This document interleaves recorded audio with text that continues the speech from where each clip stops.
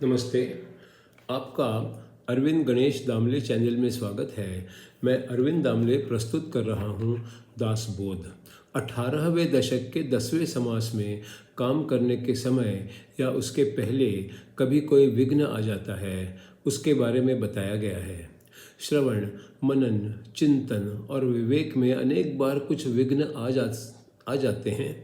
एकाग्रता कम होने के कारण, बीमारी के कारण, नींद के कारण, विचारों के कारण, क्रोध के कारण, भय के कारण, तिरस्कार के कारण, गर्व के कारण, निराश होने के कारण, विवाद करने की आदत के कारण, कल्पना के विश्व में खो जाने के कारण, कम या अधिक खाना या कम या अधिक प्यास के कारण, संगीत आदि किसी कला में खुद को खो देने के कारण, ऐसे अनेक कारणों से परमार्थ के मार्ग में विघ्न आ सकते हैं। आप इस चैनल को पसंद करें तो सब्सक्राइब करें, लाइक करें, शेयर करें और बेल आइकॉन को दबाएं। दशक 18, समास 10, अवलक्षण निरूपण।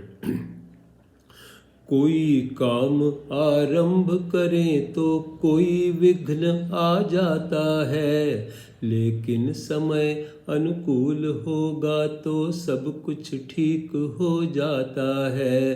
काम करते रहने से सबका उत्साह बढ़ जाता है।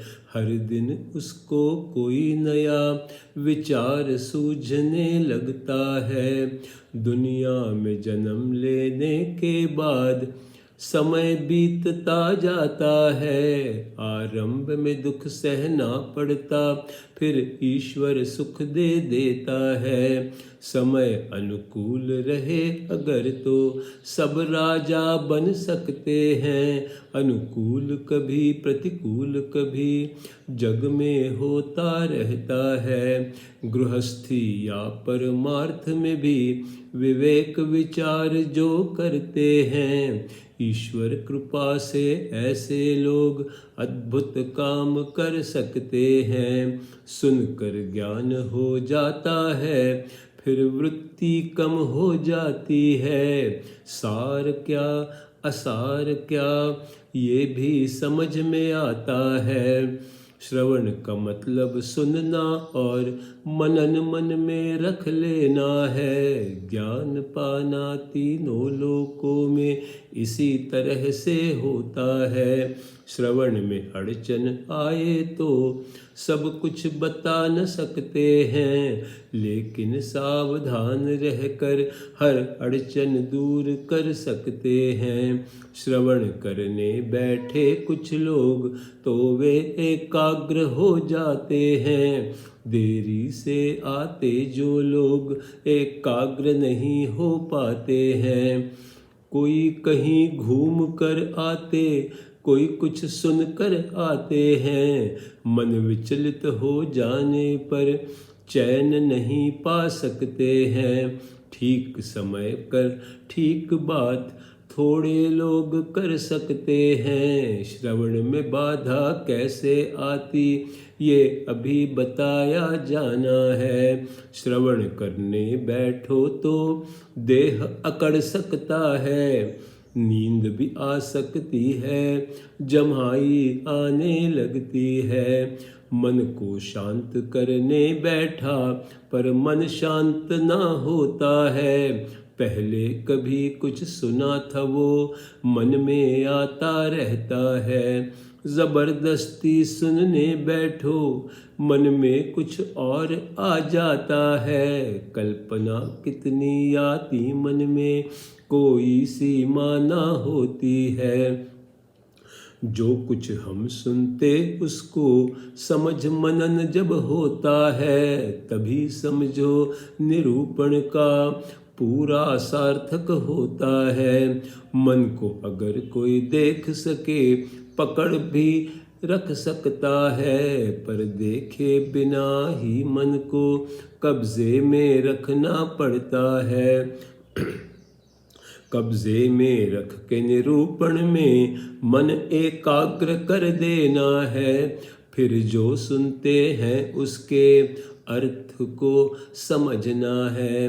भर पेट खाना खाकर कोई निरूपण सुनने बैठता है, थोड़ी देर में प्यास के कारण वो व्याकुल हो जाता है।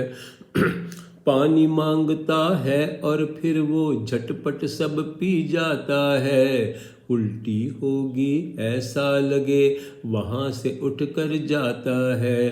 कोई उदाहरण उपमा बेहतर हो तो मन वहीं अटकता है। आगे क्या पढ़ना सुनना है ध्यान ही नहीं जाता है। कभी निरूपण सुनने बैठो तो बिच्छू आकर काटता है। निरूपण कैसे सुने दर्द में हालत बुरी हो जाती है। कभी पेट दर्द हो जाता, कभी पीठ में दर्द होता, फोड़े फुंसी जोड़ों का दर्द होता तो बैठा ना जाता। पिस्सू भी काट के उड़ जाता तो मन एकाग्र न होता है। या बाहर कुछ गड़बड़ हो सबका ध्यान वहीं जाता है। विषयी लोग कोई आए महिलाओं की ओर ताकते हैं। कोई चोर वहाँ आ जाए चप्पल उठा ले जाते हैं। कोई विवाद हो जाए तो मन को रंज हो जाता है। कोई गलती कर दे गाली दे तो श्रवण की चिंता होती है। कोई निरूपण सुनने आते पर आपस में बोलते हैं। निरूपण करने वाला निरूपण व्यर्थ ही करता रहता है। विद्वान लोग बहुत आए तो वे ही बोलते रहते हैं। सामान्य श्रोता क्या चाहे कोई ध्यान न देता है। मेरा सच्चा तेरा झूठा कोई हमेशा सोचते हैं। न्याय नीति को छोड़ वे सब अन्याय की ओर जाते हैं। बड़ा समझें उनको इस हेतु कोई बड़ी बड़ी बातें करते। उनके कहने से ज्ञान कहीं अज्ञान ही बढ़ता जाता है। कोई गर्व से बोलता है, कोई गुस्से से बोलता है। सच्चा कौन झूठा कौन ये पहचानना मुश्किल है। समझदार होते हैं वे ना समझ खुद को कहते हैं। मैं मूर्ख हूँ अज्ञानी हूँ ये समझ के बातें करते हैं।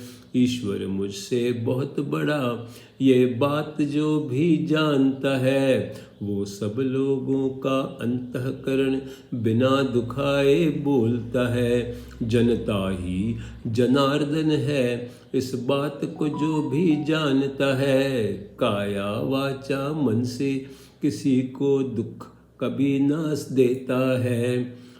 सभा के बाद विवाद हुआ तो दोष ज्ञानी का होता है। लोगों के दिल को दुखाए वो योगी ना होता है। शत्रुत्व से शत्रुत्व बढ़े सबको दुख भोगना पड़ता है। इसी बात से समझदारी का भेद पता चल जाता है। लोक संग्रह जो करता है प्रदीर्घ प्रयत्न जो करता है, इस सब में जो बड़प्पन है वो खुद ही पहचानता है। दुर्जन के संग जो रहता है वर्तन बुरा जो करता है, विचार ठीक ना करता है विवेकी ना हो सकता है। न्याय उपाय पर्याय ये बातें मूर्ख समझ ना पाता है। मूर्ख व्यक्ति हो तो सबका मजाक किरकिरा होता है। ऐसे ज्ञानी का विवेक बहुत समर्थ हो जाता है। वो क्या करता और क्यों करता लोग समझ ना पाते हैं। लोगों को मार्गदर्शन करता, उन्हें कार्यरत करता है।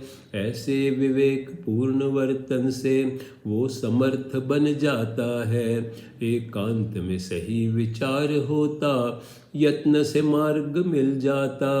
एकांत होने पर अपना मन सारा ब्रह्मांड घूम आता। एकांत जिसे अच्छा लगता, वो पहले ही सब जानता है। बड़ा बनना हो तो कुछ देर एकांत में रहना अच्छा है।